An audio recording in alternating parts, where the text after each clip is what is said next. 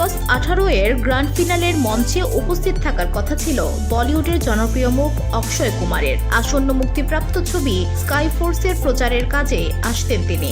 Shooting শুরুর আগে নির্দিষ্ট সময়ে সহ অভিনেতা বীর পাহাড়িয়াকে সঙ্গে নিয়ে বিগ বসের সেটে এসেও পৌঁছান অক্ষয়, কিন্তু শুটিংয়ে আসতে দেরি করেছেন সালমান খান।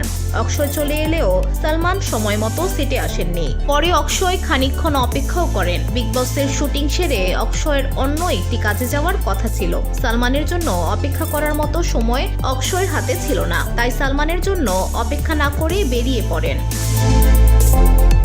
অক্ষয়ের সময়জ্ঞান যে অত্যন্ত প্রখর, বলিউডে সকলেই তা জানেন। নিজে কখনো দেরি করে পৌঁছান না, দরকার হলে সময়ের আগে চলে যান, কিন্তু সময়ের পরে কোথাও যেতে পছন্দ করেন না। এক্ষেত্রেও তার ব্যতিক্রম হয়নি। তবে অক্ষয় চলে গেলেও বীর রয়ে গিয়েছিলেন। সালমান আসার পর শুরু হয় শুটিং। বীরকে মঞ্চে ডাকেন সালমান।